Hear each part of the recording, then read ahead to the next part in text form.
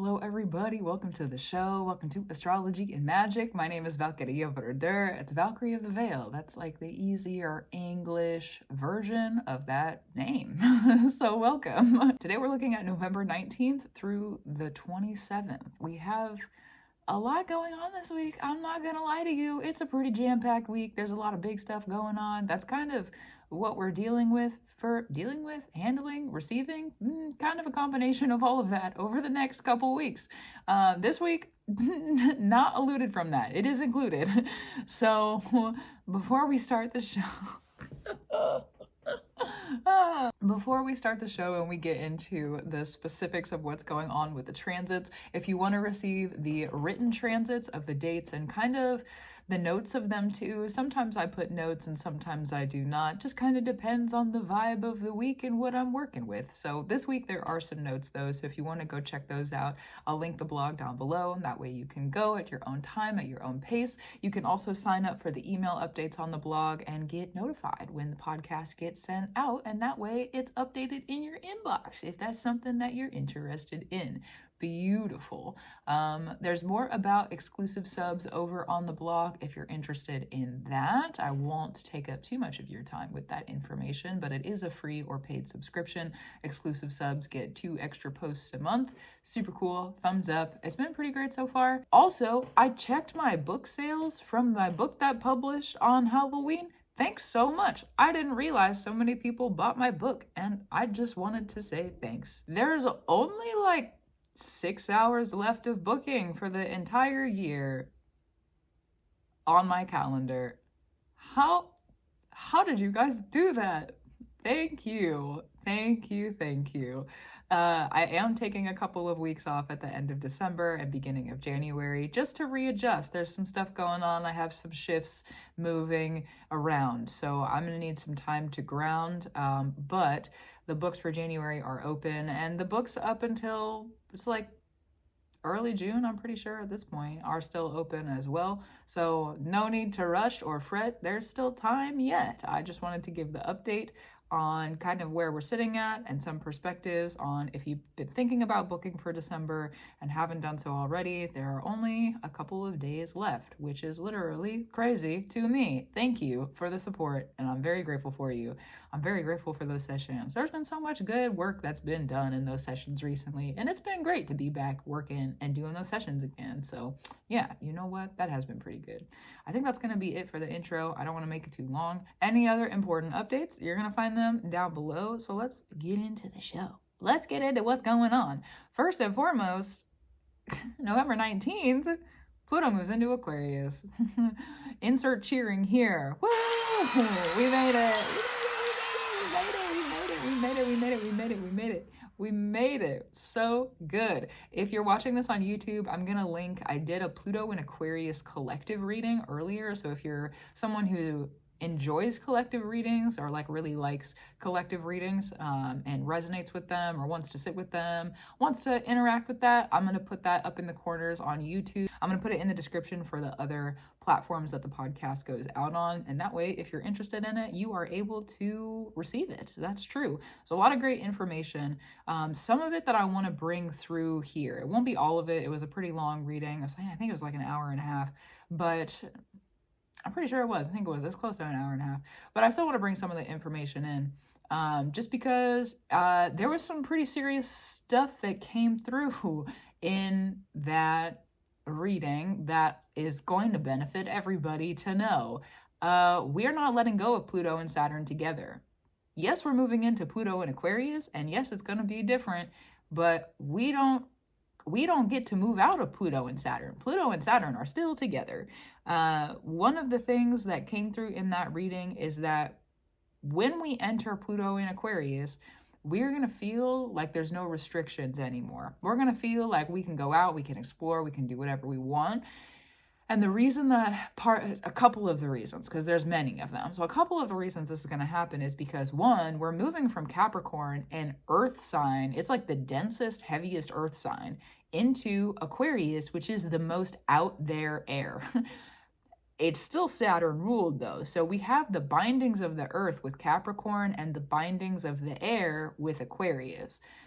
Bindings of air are a lot more difficult to identify or like maneuver through, and things can move a lot more quickly. So just to keep that in mind, there was a couple of different perspectives that came through in that reading. One of them is that Uranus, the father of Saturn, okay, we have the primordial being that births time and order, okay, Uranus, the primordial being, births time and order, Saturn. Crazy, crazy perspective. Crazy perspective. Crazy perspective. That's a crazy perspective. The primordial being, the father of time and father time, grandfather time and father time are getting back together, and then father time's son Pluto, the underworld, the ruler of the underworld, is hanging out with them. Father Saturn, father time, and the son Pluto of the underworld, they've been together for a while. They've been nourishing their relationship. They've been working together in their relationship. They've been moving and grooving and learning the lessons. Some of them not so fun, but necessary, all right? Now, Uranus, however you pronounce that name, that's the father of Saturn. They haven't seen each other with Pluto in 200 some odd years. It's been a while. It's been a long time. So the grandfather and the father, they have some catching up to do.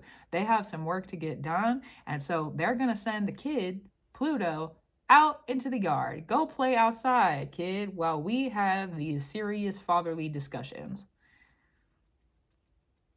We're also the kids. We're getting sent outside. What are you going to do? Because Pluto is about free will. It's about choice. So Saturn and Uranus, the big spirits, Father Time and the grandfather, the father of time. It's a lot. Those are big spirits. The primordial beings that existed before the humans. Okay. Yeah, let me just wrap my head around that a couple more times just to make sure I got it, because it feels like it's too large for me in this moment, and probably for the next, probably the next while. But the primordial being of Uranus, and then Saturn, father time and order, Saturn, okay, they're getting back together. They got some serious catching up to do that has nothing to do with the kids yet. So the kids, us, the humans, we get sent out. Go do what you want. Go. We got to catch up. The spirits got to catch up. We got to catch up. We got to lay some ground rules. We got to put a plan together. We need to talk about what's been happening. We need to talk about where we're going and what we want. There needs to be some conversations. But kids, you got to go play go outside. Get out of our hair. Get out of here. Go out there. So us kids here on the earth, us humans, we're going to go out and we're going to be not in the house with Saturn and Uranus while they take care of what they need to take care of. And that's just what it needs to be for a little bit. However, there's a window in the house. Uranus and Saturn can still see Pluto outside. What are you going to do? You going to plant some flowers? What are you going to do outside? You going to plant some flowers? You going to cause mischief and mayhem? Okay. Are you going to torment the little bugs that are in the dirt? Are you going to chase butterflies? What are you going to do?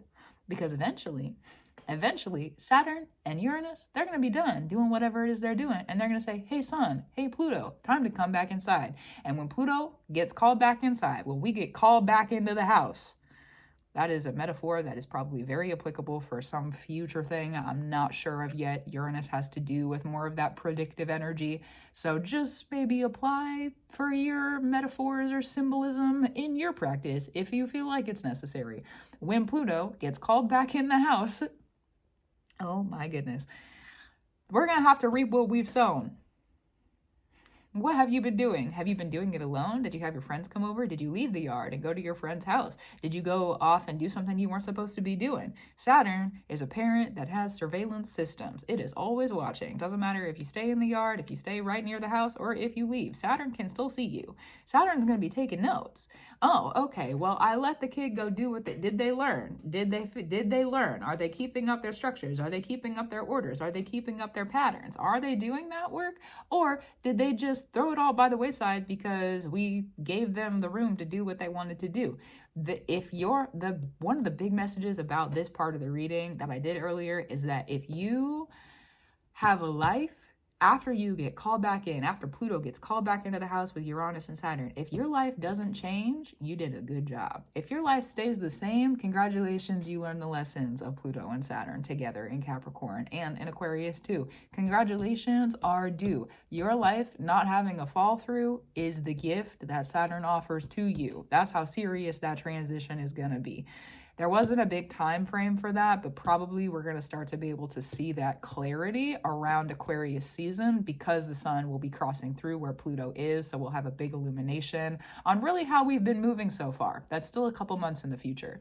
Saturn during Capricorn season, or rather the sun in Capricorn season, this is the first time the sun is going to be in Capricorn without that darkness and dark shadow of an underworld of Pluto for a long time. There's a lot of clarity that's going to come in this Capricorn season. So if you're wanting to look forward to that, lots of just adjustment. That's an adjustment period. And then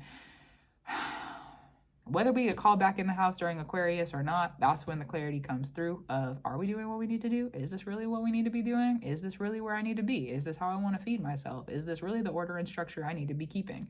That's going to be, again, more Aquarius season. So I bring that in the seriousness of we're going to feel like we have the ability to go doing whatever we want because that's just how it's going to feel. Don't get tricked.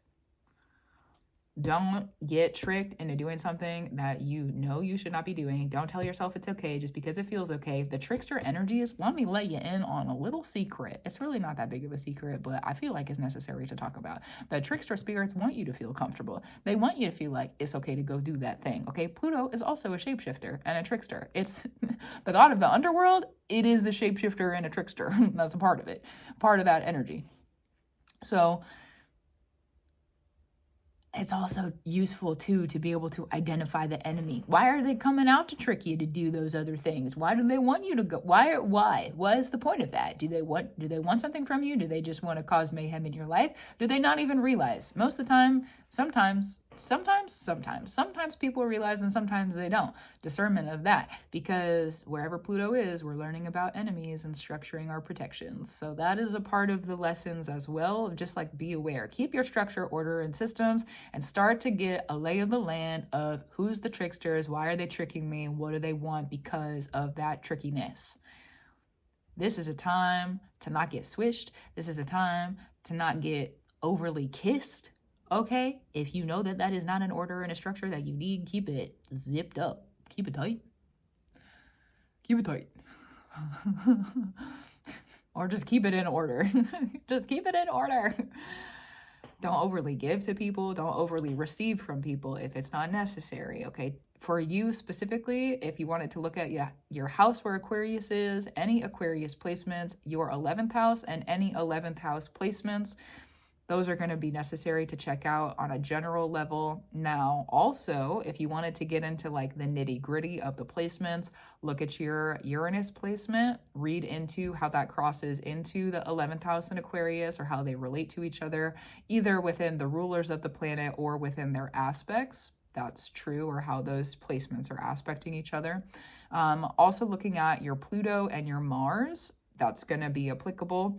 And then if you wanted to get more into the Pluto side of things, even just a little bit deeper, looking at your 8th house is going to be necessary, how it relates to the other placements I mentioned before, and then looking at any Scorpio placements and the house that Scorpio is in, and then also how that relates to everything before. That is like a massive load of homework because that's a lot of relations between a lot of different planets and your Saturn. 10th house will be applicable, but not as much. Saturn. Check out the Saturn. That's true. And how it's relatable to everything else. Oh my gosh. It's definitely a deep dive. It doesn't need to be something that's done. How do I say this? Pluto sometimes will bring you lessons over a longer period of time, especially because it's sitting with Saturn right now. So you might learn a Pluto lesson one day and not have the whole entire lesson for like 3 months. So you might learn a little bit one day, a little bit the next day, a little bit a couple days after that, but it's not something like you can do a deep dive of information if you need to, and I definitely am someone who does that. But also, it can be something that's done over a longer period of time as well. If you feel like it's necessary, definitely just keep your eyes open, okay? And don't let yourself get walked into a situation that you wouldn't want to be in, or talked into. That's true. Don't let yourself get talked into a situation that you wouldn't actually want to be in. Doesn't matter who it is. Don't do it. Don't do it. I don't care if they're your bestest bestie, best ever. Talk them out of it even, maybe. If you really care about them, you might actually try to do that. That's true. But it depends on you and your choice in that. So that's going to be the first note. I've made several videos on my YouTube, kind of deep diving, and blogs too. There's videos up on my YouTube, and there's 2 right now, part 1 and part 2, going over a lot more of the structure of Pluto and Aquarius when it comes to both Pluto and Saturn. That's the first video. And then Pluto and Uranus and the Saturn dynamic and kind of what we can expect from that. And primordial order too, that's true. That's going to be more the second video. Those are like really in-depth breakdowns. So if you're looking for a little bit more information, there are other resources available. And both of those are connected to blogs where I talk a little bit more about the magic side of things and more about the Norse energies or practices, spirits that are related to that space. So if you're interested in any of that, some more, again, doesn't have to be done overnight, but there are resources available from my creative space if you are interested in them or feel like you need them. So note on that. Don't get tricked, okay? Take it seriously. Take it seriously. It's a serious transition. We're going to have time to adjust. We're going to have time to just like sit and trust and not really... There's not going to be a lot of mischief and mayhem for a while as long as we don't cause it for ourselves. There's an adjustment period. So one of the things about Saturn, listen, love you, Saturn. Love you, Saturn. With Saturn, if you keep up the pattern, you have extra time. We just got out of a Saturn retrograde too. So if you're coming out of that Saturn retrograde and you realize, oh, actually, I have some extra time on my hands, we're walking into a season where there could possibly be a little bit of rest, or you'll be able to coast at the levels that you're at, or just like stay at the level that you're at if you're not trying to advance. So there's that could be applicable too. If you find yourself with extra time and you want to invest that to raise yourself in a hierarchy, also applicable. That's kind of how Saturn climbs throughout time. It's like you work and you work and you work, things change, they're bound to change eventually, and then the systems change and your position within those systems changes. And then if you're doing the work you need to do, then you have a little bit of time to go in that level up, and there's extra space there, so you can reinvest that in something else. That's a very, very simplistic breakdown of climbing the Capricorn ladder. Not the corporate one, the Capricorn one. And the Saturn ladder too. Climbing the Saturn ladder. Somebody make me a shirt that says that. I'll forever be climbing the Saturn ladder. Don't knock me off, you know? I don't want to get knocked off of the Saturn ladder, because you get knocked off the Saturn ladder, that hurts. Those lessons hurt. Let's move on. I don't want to dog on Saturn. I love you order, love your time. Also, though, they hurt. Moving into what's next. November 19th through the 20th, our moon is in Cancer, and when the moon is in Cancer, the moon is at home. We have the moon at home. Comfy energy, comfy, cozy energy. This is also a time we're still in Scorpio season. This previous new moon that was on November 1st ruled by Scorpio. So this is a time we're still in a lot of illumination where there could be a lot of truths of the heart that start to surface. There's probably going to be a lot of honesty of the heart that surfaces. Maybe some things that you just need to get off your chest. I don't know about you, but that full moon with Saturn direct on the 15th I've been crying every day for like days now. It pulled up some deep rooted work that I needed to be free of, you know? Sometimes crying is necessary. So this is kind of like a recovery period. This moon is really like a recovery period. And also the perspective too, like the long-term perspective of we're coming off of, this is the first new moon in Scorpio with a full moon in Taurus that we've had that has not had none, zero, zilch, nada. We got nothing connected to the eclipses. Last year was a full moon in Taurus, even though the lunar nodes had already shifted over into Libra and Aries where they are now. Full moon in the previous year of 2023 was in Taurus, and I think it was October 24th, I'm pretty sure. October 28th, it was the 28th, October 28th. 2023. That was an eclipse in Taurus. Our nodes had switched over, but our eclipse that season was still in Taurus. So this is our first new moon in Scorpio with a full moon in Taurus where we are not connected to the eclipses. So we're kind of coming off of that high and readjusting. It's a big readjustment moon period. There's a lot of readjustments over the next couple of months, basically through Capricorn season and through that moon cycle of Capricorn, which will last, I believe, until after Capricorn season. I'm like pretty positive that that is true. So we have a lot of adjustments, a lot of adjustments. Just make room for yourself to really shape shift over the next couple of months. And interestingly enough, maybe you've already shape shifted and you just realize, oh, I am this person now. Yeah. That might be part of it. It might be easy. It might just be that easy. It might not be actually like a lot of work. It could just be, oh, I already am this person. I just hadn't realized it yet. I've done all this work to become this person, and I just hadn't realized it yet. So anyways, coming back to that moon that's in Cancer, just expect there to be a truth of the heart revealed, or the heart's truth revealed. Something that's been concealed for some time now. Just make room for it to appear, and let it be here. Let yourself process that how you need to. That's true. You know, when the moon is at home, we're at home too. Thank goodness. Thank goodness. That's true. Or I should say, at least at home in the heart. Also true. Also true. The next moon that we have going on, November 20th through the 22nd, is a moon in Leo. Now, interestingly enough, this is going to be a moon in Leo with Mars. And we are in preparation for a Mars retrograde right now. Currently, Mars goes retrograde on December 6th. We're preparing for a Mars retrograde right now. One of the things I recommend for this preparation, and with this moon, November 20th to the 22nd, use this time to learn what you are prioritizing and if you really need to be prioritizing that. And how are you prioritizing that? Mars, if we prioritize very well, oftentimes we can avoid battle. We can avoid war if we prioritize. And if there is going to be a battle, or there is going to be a war, there has to be prioritization for there to be strategy for there to be strategy. There has to be prioritization.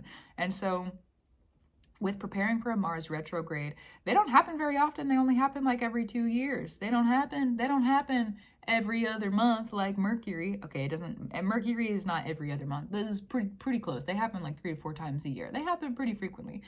Mars doesn't happen that often. Mars does not retrograde very often. So the fact that we have a Mars retrograde and we have Saturn about to move into Aries, which is ruled by Mars, and the North Node is about to move out of Aries, pardon me. The North Node is about to move out of Aries. Like, we have a lot of Mars Aries stuff going on currently and in preparation for just like transitions with priorities. So this Mars retrograde, there's 2 different ways to prepare for it during this moon. Really center it in yourself, really center it in your emotions for sure. And if it feels good, mark it as something that needs to be prioritized. This moon will help you learn how to prioritize joy as well. Keeping joy prioritized at this time is something that has come up in my sessions recently too. So it's something collectively we're kind of walking through, some of us, prioritizing joy, making sure that that joy continues to be prioritized, especially since that Mars retrograde will happen in Leo. Leo has to do with joy, the sparks of the heart, being joyful, the unencumbered joy of like a child who just is so happy that there is like a butterfly flying by, or that the tree is a friend, okay? It's the joy that has no explanation. It's just joy. It's pure joy, okay? That's Leo. That's part of Leo. So with Mars being retrograde in Leo eventually, and the moon being in Leo through that November 20th to the 22nd, we have this heart look into if it's going to benefit our emotions, because we also have when Mars retrogrades, it will move back into Cancer. And again, Cancer is ruled by the moon. So these 2 days are actually going to be pretty informative while the moon is in Leo, about just how to protect yourself during the Mars retrograde, how to direct yourself as well. Mars is a lot about direction, and which way are you going, and what does that strategy look like to get there? How long is it taking sometimes as well is applicable. So really just sit with yourself, allow the information to come in. We're not quite yet to the 3rd quarter moon. And we also have Sagittarius season starting over that moon on November 21st as well. So lots of shifts, lots of big shifts. We're going from the death and the rebirth part of the sun, because Leo is ruled by the sun. That's where Mars and the moon are going to be. November 20th to the 22nd is ruled by the sun. So we have Scorpio, the sun, we have death and the rebirth. So the final day of Scorpio, and then we have the first day of Sagittarius season. Interesting. Okay, so we're moving on. We have our goals. We're looking at the future. We're taking aim. We're making sure that we're making claims. We're going in directions. We have purpose again. We're not just in this transformation period. Thank goodness. Listen, I'm a Scorpio. I love Scorpio season. I also equally love Sagittarius season. Get us up and out of it. Transformation can only last for so long. Also true. Speaking of, let's move into that. Speaking of Sagittarius season, because Jupiter is retrograde this year, and we have a Mercury retrograde starting this week actually, and it's in Sagittarius, Mercury retrograde in Sagittarius, and we have Sagittarius season, and Jupiter that rules Sagittarius is retrograde in Gemini that is ruled by Mercury. Look at those crossovers. Holy cannoli. Holy cow, that's a lot. There's a lot of crosses, a lot of crossing overs. So really this is a season. We have a new moon coming up on December 1st in Sagittarius as well, just as like a future note. This is a season for refining your aims. There's a lot of adjustment happening with the Pluto transition right now. We are adjusting as people. We're learning, what does this new era kind of feel like? Who are we now that we're walking in this new energy? So we have a moment to just readjust our aims, readjust our trust with ourselves and the people around us, readjust our boundaries if we need to.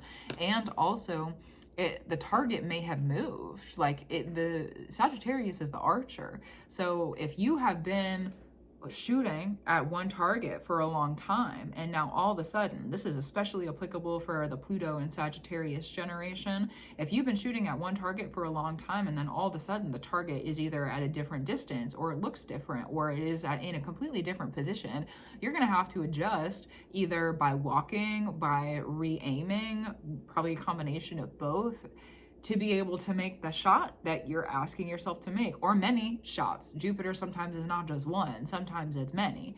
Another fundamental too with Sagittarius season coming up, something that's been coming through, and again, extra applicable with the Pluto transitions for people who have Pluto and Sagittarius, checking out your Jupiter placement as well, 9th house space, and anything Sagittarius in your chart, that's also going to be applicable. Okay, moving onward and into that next information. Yes. One of the things that's been coming up about this season's Sagittarius space specifically is to focus on the different kinds of aims that are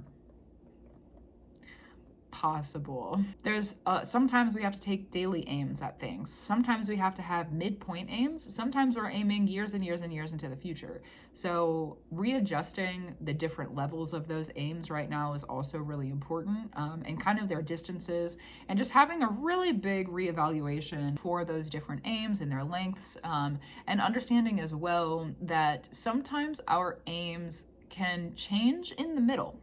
Sometimes our aims change in the middle. So we might get halfway through setting up for a shot or taking a shot and realize, actually, I see a target that I more benefit from and I more am asking for. It is more beneficial to me to take this other shot, and I'm set up for it. It's very near where I wanted.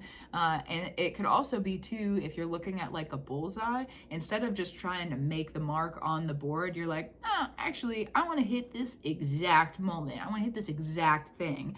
So there's going to be a lot of refinement throughout that space of Sagittarius season, and through our Mercury retrograde in Sagittarius, just as a general note, if you need to talk it out, do that. For people who have, let's talk about some of the influences of Mercury in this moment. If you're someone who has more Gemini influence and third house influence with your chart, this is going to be a space, Mercury retrogrades, generally speaking, is going to be a space where you're focusing more on your verbal communication and working things out with those verbal communications.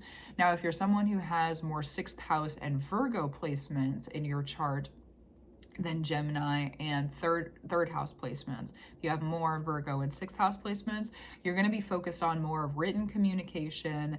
This could also be like technological systems, we write things down in that, and health, how your body's communicating, health routines, that could also be applicable for that space as well.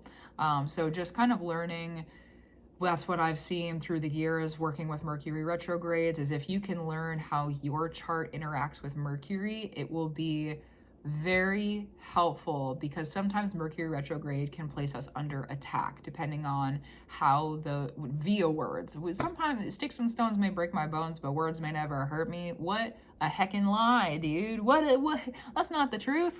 That's not the words can hurt. Words are dangerous occasionally. There's a reason that books get banned. You know what I mean? Like, words can be dangerous things.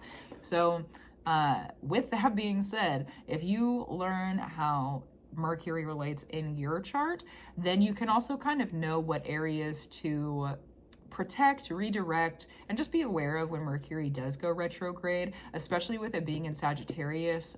There's going to be probably a lot of taking shots at other people or people taking shots at you via words. So just be aware of it. Just be aware of it. If you're keeping to yourself, though, and you're working through those different forms of communication, like I said, a reassessment, a refinement of those goals, short-term, mid-term, long-term, however those time frames work for you, then if you have more of those Virgo sixth house placements, this is going to be more in a positive light. You have more of those Virgo and sixth house placements, writing things down and working out, being in your body, eating good food, and like paying attention to that stuff will be helpful during a Mercury retrograde, because it's helping you to work through the reassessment. And if it's more Gemini and third house stuff, then talking about it, making voice notes with yourself, or making like vlogs, personal vlogs. If you're looking at working through Mercury retrograde hardships or just those reassessments, then third house and Gemini, it's going to be more focused on the breath work, the breathing work, and how are you connecting to your lungs is another kind of physical example of that, not just the communication. So maybe it's, I need to take a break from smoking. Now I need to take a break from breathing all this stuff in. Just an example. But that's going to be, again, more Gemini third house. So just some stuff to look out for, since we are about to go through that. We're already technically in the shadow period of it. So if you've started to notice some discrepancies or some weird things coming up around Mercury in your chart, and the Mercury placements, and also could be the ninth house and anything that has to do with your Jupiter as well. Look at all those extra placements. Oh my gosh. I feel like I haven't given this much homework in a podcast before. Normally I reserve that for all the stuff I do on YouTube that isn't the podcast, but today we have some homework, apparently. My goodness. If you want to do it, it's there. If not, I serve no judgment to you. That's true. So that is happening.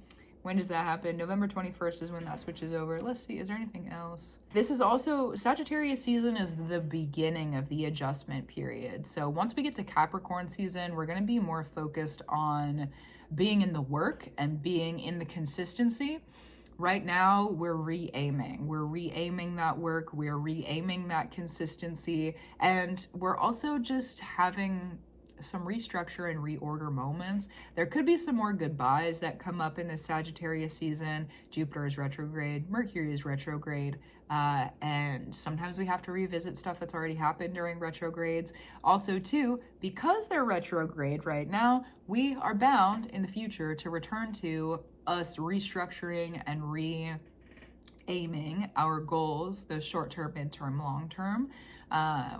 What you're doing in this season will be important in the future. What you're creating within those reassessments of this is my claim and this is my aim, that reassessment and reorder right now is going to benefit the future, and also in the future you'll look back and either thank yourself for doing that work, or you'll look back and be like, well, maybe I should have sat with it. So may you be able to sit with it how you need to. That's for sure, and that's for true.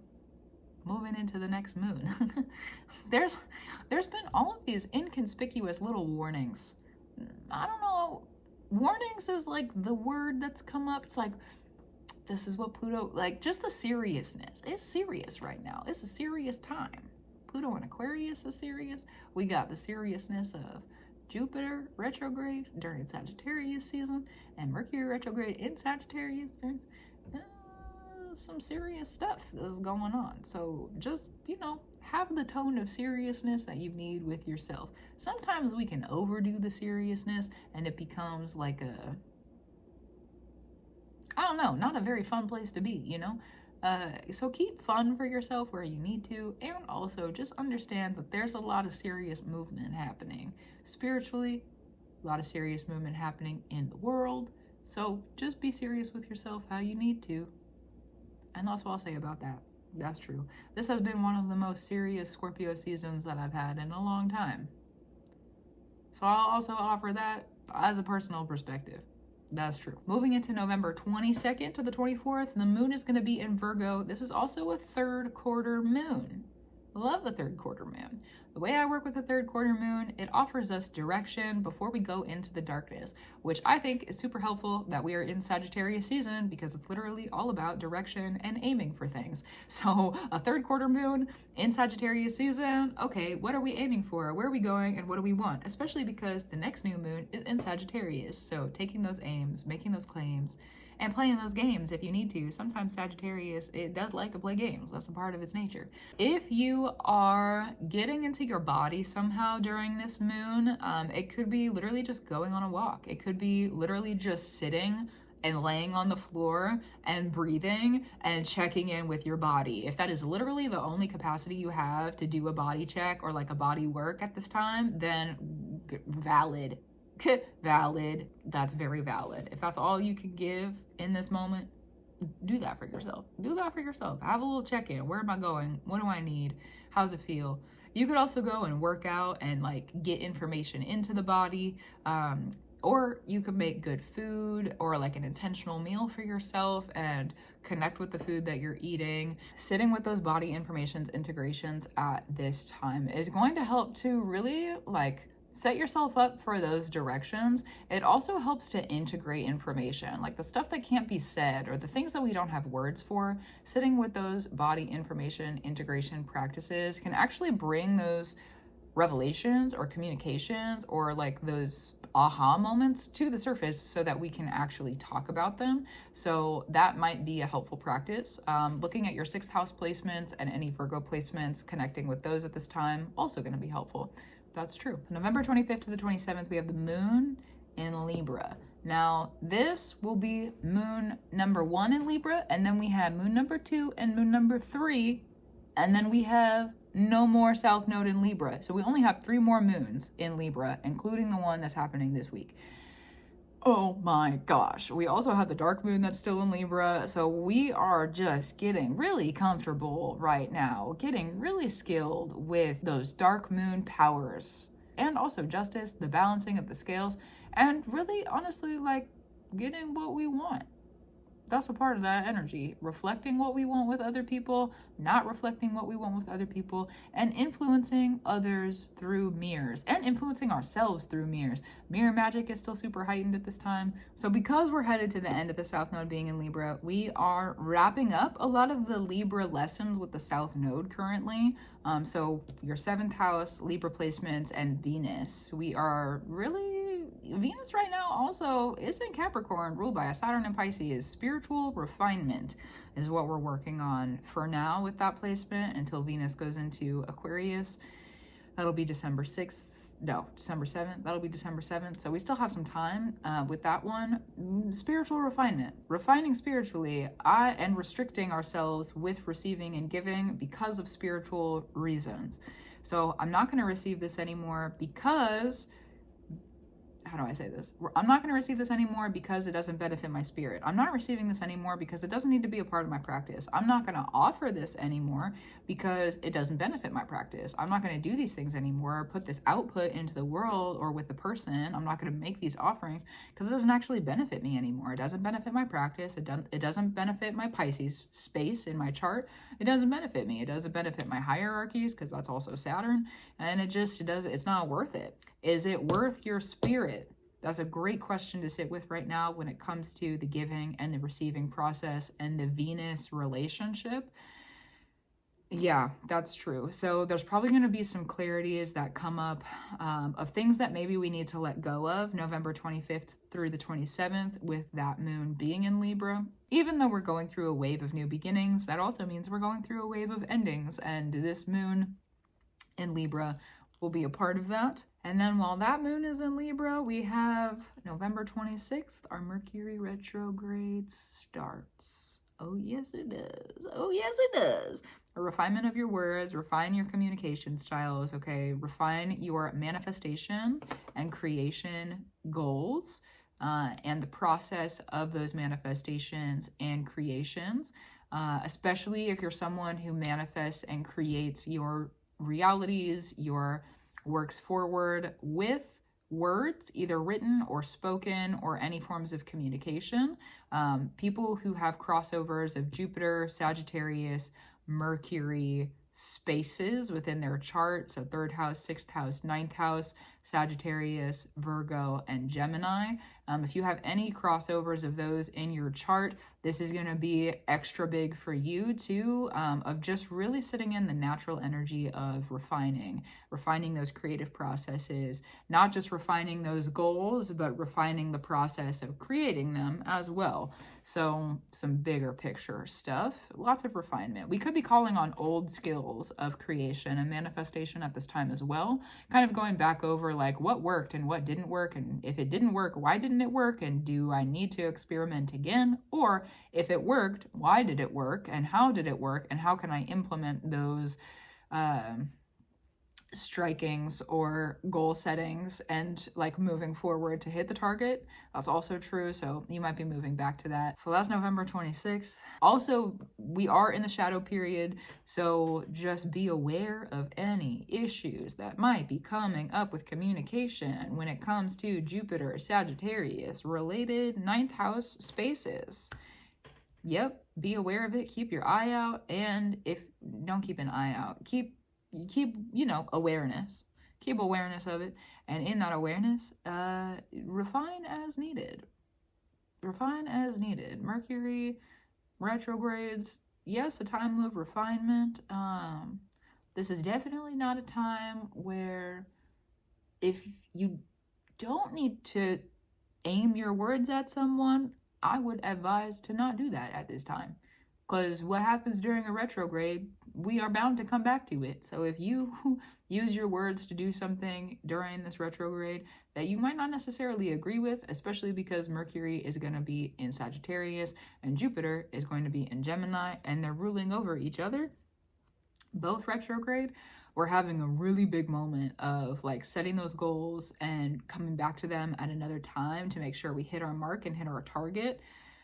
It's a really good time for binding that sort of stuff up, binding up what you want, binding up those aims really with that process. But if you were to use your words to target, like using someone else as a target and having your communication be the arrow, I highly advise against that, generally speaking. But definitely at this time, I would not advise that you do that. This is definitely a time that you will want to just keep it zipped. If you have not a gentle, kind thing to say, then you might not want to say it. You might not want to say it. You might not want to say it because eventually you'll have to come back to this energy and revisit it. So if you're weaving a not gentle, kind sort of words and target energy, you'll have to come back to it eventually. I personally will want to come back to that. I don't want to come back to that. So, you know, do what you want to do. And also, just for discernment. Also true. And that's it. That's the week. That's the week. We have a lot of emotional movements. We have a lot of changes going on. Take some time. I'm going to say this as a general note for the next couple of months, not just this week. Take some time to adjust.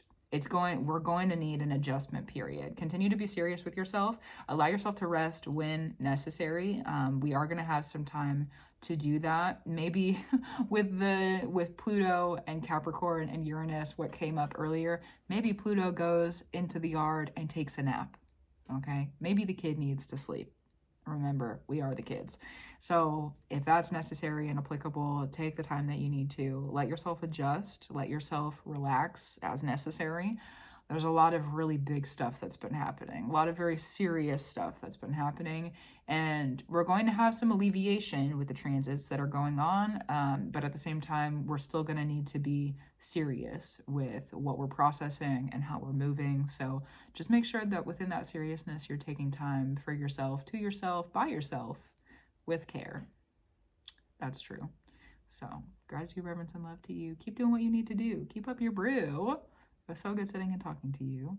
And gratitude, reverence, and love, that's true to the indigenous spirits of this land where it is I sit, talk, walk, and stand, and to the land where you are receiving this information at this time. Gratitude, reverence, and love to those indigenous spirits as well. Gratitude, reverence, and love to you. Keep doing what you need to do. I think I already said that, but you know what? I'll say it again. Thanks for being here. Thanks for being here. Gratitude, reverence, and love to the primordial beings of love, truth, and free, to the mothers and fathers of love, truth, and free, and gratitude, reverence, and love to both you and me. I'll talk to you soon. Until then, take care, and may the adjustments be easy for you. That's true.